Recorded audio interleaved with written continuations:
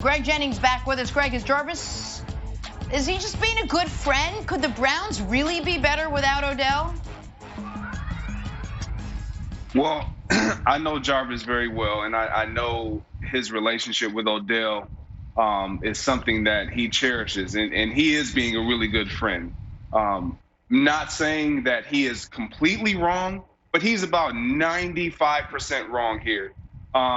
He is an impact player, and he does change the game defensively because you have to account for where he is when he's on the football field. But as far as effective as an offense and their production offensively, I truly believe, and you can watch the tape because the tape, Brandon, you know it, and I know it, it does not lie. When you watch Baker Mayfield, when Odell Beckham is not on the field, it almost appears as though there's a sense of pressure that's being relieved of not having to get him the ball or not trying to get him the ball. And for a young quarterback who has struggled with forcing the ball to a guy who we all know to be an impact playmaker, it is a relief at times. You don't want to admit it because of how talented Odell Beckham is, and you know what he prevents or provides for a defense or looks as far as the defense trying to take him away and opening things up for your other guys. But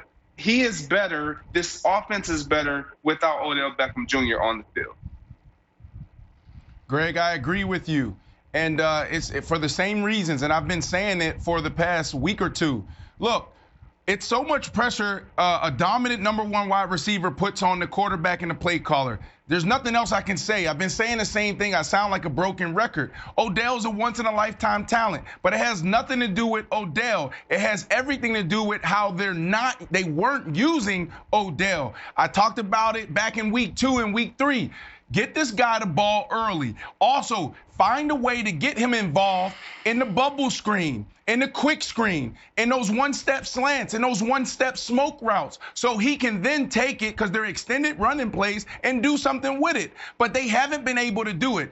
Odell Beckham Jr. on your roster, and he's only getting targeted 7 times a game, is terrible. He's only averaging 4 catches, 3-4 catches. It's terrible. And that has to do with just the whole dynamic of his personality, Baker's, and the play callers. The play caller has to be comfortable. The quarterback has to be comfortable, and he's not. And what Greg said, turn on the film. The tape don't lie. Baker seems more comfortable when he throws to Higgins. The last 3 weeks, 10 for 11, 2 touchdowns. He's way more comfortable with this guy. Going back to 2018, way more comfortable with Jarvis Landry. I've experienced this. I had to learn that the first couple years in my career. When I come to the sideline, my facial expression, the way I communicate, the way I talk matters. It affects everybody on that offensive side. So, yes, I do believe that it's going to be intriguing. We talked about this earlier, intriguing moving forward, how they operate without Odell.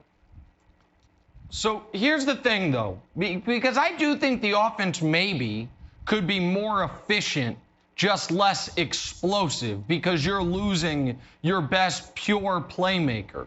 But, Greg, and let me toss it to you quickly, you mentioned look at the numbers. What I'm interested in is not only what Baker's numbers are when he targets Odell or targets other people, when Odell's on the field, when Odell's not on the field, but what do the running game numbers look like with Odell on or off the field?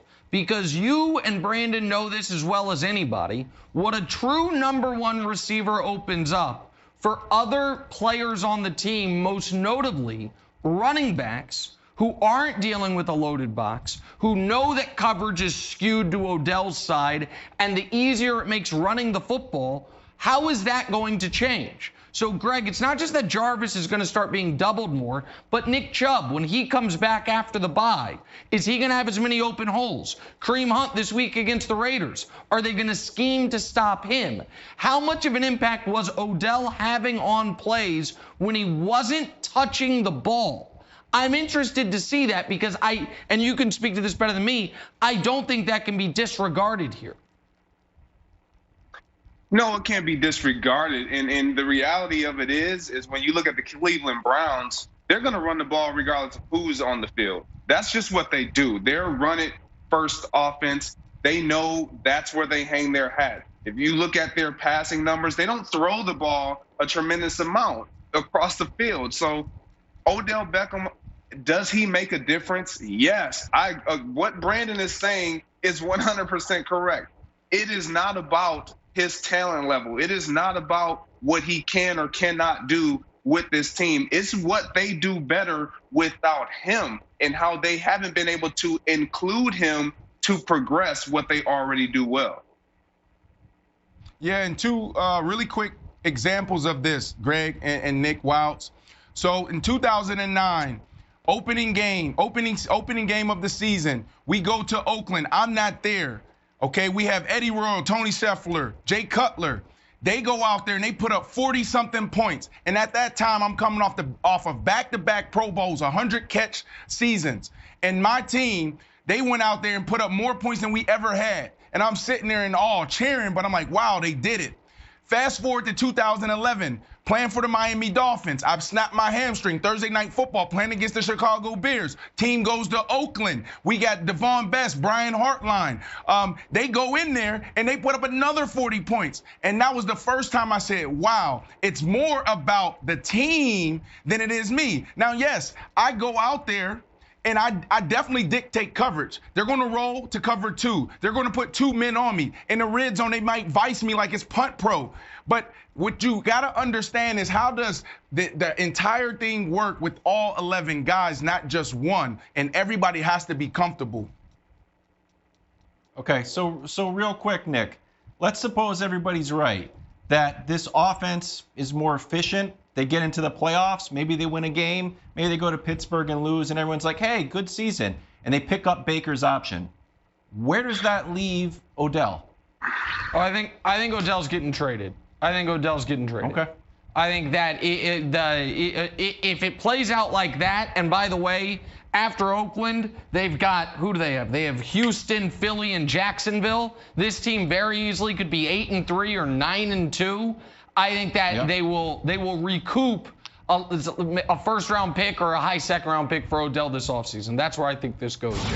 Thanks for watching. Subscribe here to get the latest from the show. Also, be sure to check out more of the best clips from First Things First, or go watch a few segments from our other shows on FS1.